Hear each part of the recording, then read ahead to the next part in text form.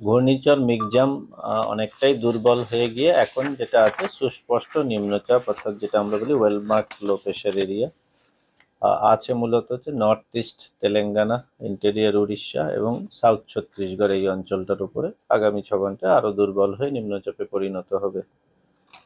আগেও যেটা বলেছিলাম যে এটার থেকে কোনো ইম্প্যাক্ট আমাদের ছিল না, হয়ওনি।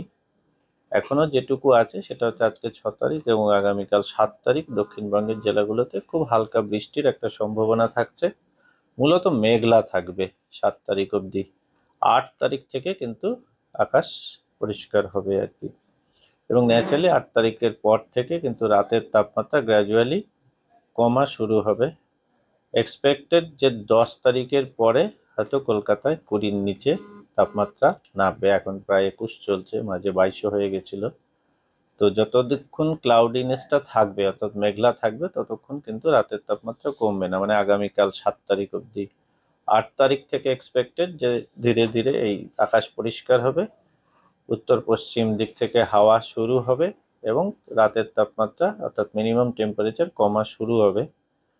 আফটার 10th আশা করা যায় একবার 20-র নিচে কলকাতায় প্রথম তাপমাত্রা নামা শুরু হবে, তারপরে আরেকটু সেটা কন্টিনিউ করবে সেই ফলটা।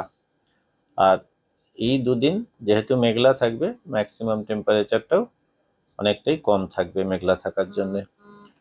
কোথাও কোনো রকম ওয়ার্নিং বা সতর্কতা এই মুহূর্তে কিছু নেই। মূলত হালকা বৃষ্টি আজকে এবং আগামীকাল, সেটাও শুরুতে হয়তো পুরুলিয়া, বাঁকুড়া, পশ্চিম বর্ধমান, বীরভূম, মালদার ওপরে কিছুটা দিনাজপুর, এসব জায়গায় হয়তো সামান্য একটু বেশি হতে পারে, কিন্তু সতর্কতা কোথাও কিছু নেই।